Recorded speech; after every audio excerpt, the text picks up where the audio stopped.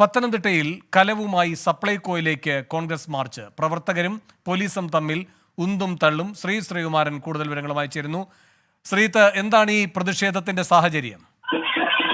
മഹിളാ കോൺഗ്രസ് പ്രവർത്തകർ പറയുന്ന സപ്ലൈകോയിലെ ഒരു അവശ്യ സാധനങ്ങളും തങ്ങൾക്ക് ലഭിക്കുന്നില്ല. അതുകൊണ്ട് തന്നെ സംസ്ഥാന സർക്കാരാണ് ഉത്തരവാദി. സംസ്ഥാന ബജറ്റിൽ പോലും സപ്ലൈകോയിലെ അവശ്യ സാധനങ്ങളുടെ വില നിയന്ത്രിക്കാനും ഉള്ള ഒരു ഇടപെടൽ ഉണ്ടായിട്ടില്ല എന്ന പ്രതിഷേധമാണ് അവരിവിടെ കാണിക്കുന്നത്. വലിയ പ്രതിഷേധത്തിലേക്ക് കാര്യങ്ങൾ പോയിരുന്നു. പോലീസുമായി ഈ കലവുമായി എത്തിയ മഹിളാ കോൺഗ്രസ് പ്രവർത്തകർ ഉന്തും തള്ളിലും വരെ കലാശിക്കുന്ന ഒരു സാഹചര്യം ഉണ്ടായി. അവരുടെ പ്രതികരണം കൂടി നമുക്ക് ഒരു ഘട്ടത്തിൽ ചേരേണ്ടതുണ്ട്.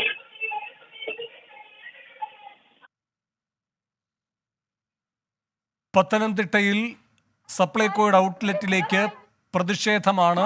മഹിളാ കോൺഗ്രസ് പ്രവർത്തകരുടെ പ്രതിഷേധമാണ്. അതിന്റെ ദൃശ്യങ്ങളാണ് കാണുന്നത്. ചിലരുടെ പ്രതികരണങ്ങൾ ലഭിക്കുമെന്ന് പ്രതീക്ഷിക്കുന്നു. ആദ്യം ദൃശ്യങ്ങളിലേക്ക് ഒരിക്കൽ കൂടി.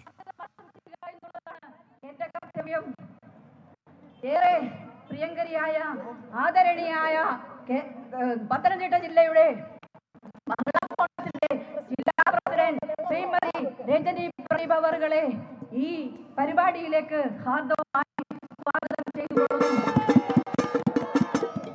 നമ്മുടെ ജില്ലാ പ്രസിഡന്റ് പത്തനംതിട്ട സപ്ലൈകോ ഔട്ട്ലെറ്റിലേക്ക് പ്രതിഷേധ മാർച്ച് നടക്കുകയാണ്. മഹിളാ കോൺഗ്രസിന്റെ നേതൃത്വത്തിലാണ് പ്രതിഷേധ മാർച്ച് നടക്കുന്നത്. ഒഴിഞ്ഞ കലങ്ങളുമായാണ് മഹിളാ കോൺഗ്രസിന്റെ പ്രവർത്തകർ സപ്ലൈകോ ഔട്ട്ലെറ്റിലേക്ക് പ്രതിഷേധവുമായി എത്തിയത്. പോലീസ് അവരെ തടഞ്ഞിരിക്കുന്നു. നേരിയ സംഘർഷാവസ്ഥയാണ് അവിടെ നിലനിൽക്കുന്നത്. സപ്ലൈകോ ഔട്ട്ലെറ്റുകളിൽ സബ്സിഡി സാധനങ്ങൾ ലഭ്യമല്ല എന്നതടക്കമുള്ള പരാതികൾ ശക്തമാണ്. ഈ സാഹചര്യത്തിലാണ് പ്രതിഷേധ മാർച്ച്. കൂടാതെ കഴിഞ്ഞ ദിവസം സംസ്ഥാന ബജറ്റിലും സപ്ലൈകോയുടെ വിപണി ഇടപെടലുമായി ബന്ധപ്പെട്ട കുടിശ്ശിക ഒന്നും തന്നെ സർക്കാർ നൽകിയില്ല എന്ന വിമർശനം ഉയർന്നിരുന്നു. ഭക്ഷ്യമന്ത്രി തന്നെ ഈ കാര്യത്തിലുള്ള നീരസം പ്രകടിപ്പിക്കുകയും ചെയ്തതാണ്.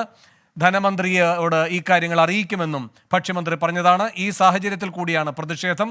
പത്തനംതിട്ട സപ്ലൈകോ ഔട്ട്ലെറ്റിലേക്കാണ് ഇപ്പോൾ പ്രതിഷേധ മാർച്ച്.